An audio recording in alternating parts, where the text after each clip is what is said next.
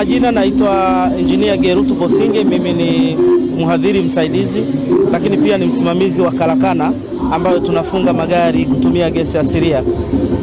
Kwanza niwakaribishe wananchi kwenye banda letu la Taasisi ya Teknolojia Dar es Salaam DIT, ili waweze kujionea bunifu mbalimbali ambazo taasisi pamoja na wanafunzi na walimu wetu wakiwa wakifanya.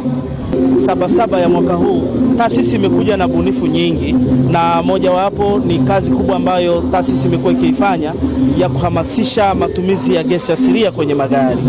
Na ukiona hapa mbele yetu tuna gari ambayo mfano gari inayotumia gesi asilia. Hii gari ni gari ya kawaida, unaleta ili unayotumia nyumbani, unaleta tunakufungia mfumo wa kutumia gesi asilia. Gari hii ukifunga mtungi wa kilo 11 kwa mfano, hiyo gari mtungi uliofungwa una uwezo wa kutembea zaidi ya kilomita 200. Maana yake unatoka Dar es Salaam mpaka Morogoro kwa shilingi 17,000. Kwa hiyo unaweza ukaona ni namna gani inaokoa gharama kubwa ya matumizi ya mafuta.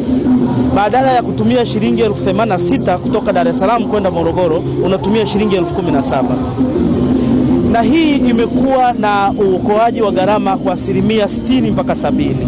Na Watanzania wengi tumeona wakipokea matumizi ya gesi asilia kwa sababu kwanza ni nishati ambayo inapatikana nyumbani kwetu. Ni nishati tunayoitumia kama Watanzania, inatoka Mtwara, inatumika kwenye sehemu zingine unazoziona Tanzania, kuachana na kwenye magari, inatumika na sehemu za umeme, kuzalisha umeme na vitu vingine. Kwa hiyo mimi niseme tu kwamba itoshe kuambia Watanzania, itoshe kuambia watazamaji wote waliofika Sabasaba wafike, wajionee, wajifunze teknolojia hii inayowezesha gari kutumia gesi asilia, lakini walete magari yao tuwafungie gesi waweze kuokoa gharama ya matumizi.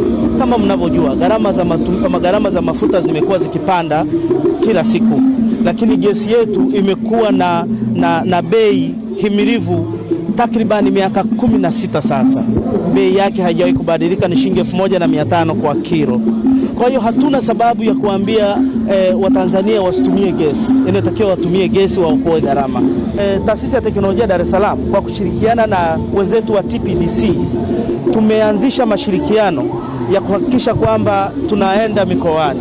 Hivi sasa kuna vituo vinajengwa Morogoro, kuna vituo vinajengwa Dodoma, na hizi eneo zote ambazo TPDC wanajenga vituo kwa sababu tuna mashirikiano hayo na DIT ipo. Kwa hiyo mipango yetu ni kuhakikisha kwamba tunakwenda Dodoma, tunakwenda Morogoro, na wenzetu wa TPDC pia wanakwenda Tanga na tutakwepo Arusha na Kilimanjaro. Kwa hiyo kadri ambavyo tunatanuka na DIT tupo. Kwa hiyo tunaendelea kuambia Watanzania hatutoishia Dar es Salaam. Na sasa mipango yetu ni kuhakikisha kuona ile mikoa ya kusini ya Mtwara na Lindi ambako gesi inatoka, na tupeleke teknolojia huko. Wale Watanzania walioko Mtwara na Lindi kule na wenyewe waweze kufungiwa magari yao kutumia gesi asili. Gharama za ufungaji wa mfumo huu wa kutumia gesi asilia ina range kuanzia milioni 2 mpaka milioni 2.4 kutegemeana na ukubwa wa injini wa gari yako. Kwa mfano gari hii tunaifunga kwa shilingi milioni 2 peke yake. Na Watanzania wamekuwa wakijiuliza, nikifunga hii gari gesi, mfumo wa petroli au petroli nitaipeleka wapi?